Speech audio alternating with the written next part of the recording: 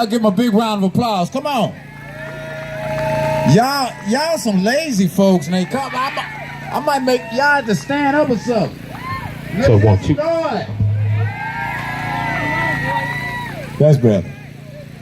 How y'all doing tonight, family? Let's give it up for our very own Father Blaq, who's been on the forefront of this fight, trying to keep our community safe, trying to keep our community drug-free and gang-free. I definitely appreciate him and love him very much.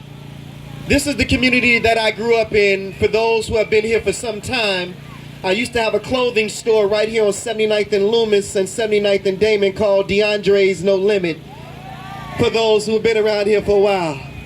And then I ran for alderman in this community also as well, because I wanted to show young black men that you didn't have to be a basketball player or a rapper in order to make a difference in your community. Right about now, I want you to give it up for yourselves. I need all the ugly people to be quiet. See? The name of this poem right here is called Hero. Today my son was asked a question by his teacher to draw a picture of his hero. And after thinking for a moment about who made the most dinero, he drew a picture of me in a mirror. Came home and he posted it on the refrigerator door, and when I saw it, it touched me to the core. I was outdone. There's nothing more than a father wants to hear than admirations from his son. So that night as I tucked him in, I wanted to be crystal clear, so I sincerely whispered in his ear, "Son, I love you." And yawning with his hands in front of his mouth, he said, "Daddy, I love you too." As he laid in front of me, I was touched. It was like a needle had stuck me in my arm and my blood was right in front of me, so I thought to myself, I wonder, does he really know for me what he has done?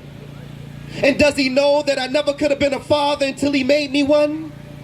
And that until he was born, I never really knew me. And that I didn't know a thing about responsibility until he gave it to me. And that until he was born, my future was kind of dim. But now that he's here, my life has been extended, because even when I'm gone, I can live through him.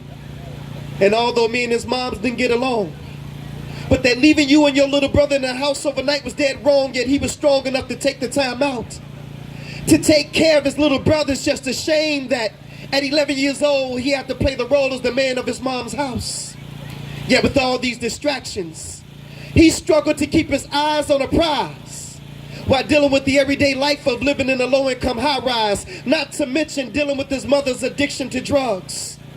But I swore on my life that he would never be a statistic or listed as a thug.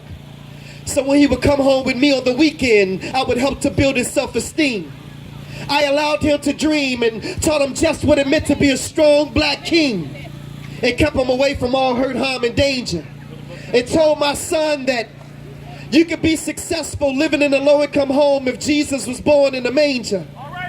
But there was like this deep-rooted anger that reflected in his attitude, which caused some of his teachers to call me at home from school, but they ain't got a clue as to what he going through now. And until he found a way to channel his anger, it just kept on slowing him down. But I'm proud to announce that he finally got it under control.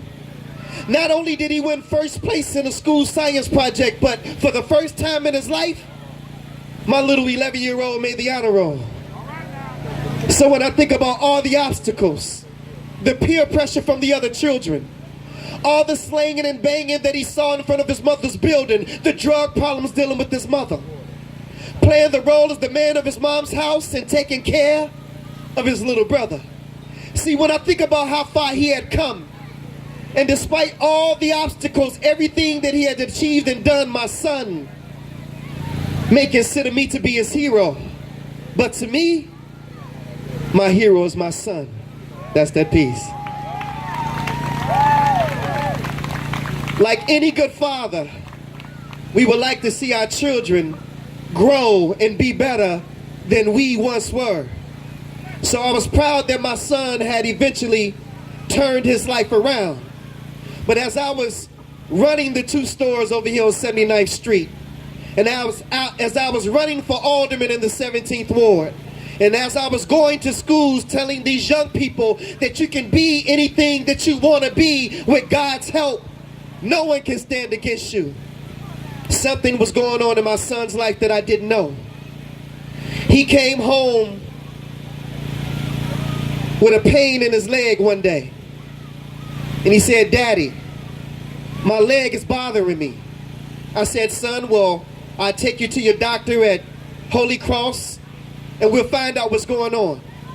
They took an x-ray of his leg and they found out that he had cancer at 13 years old in the bone in his leg. It was called osteosarcoma.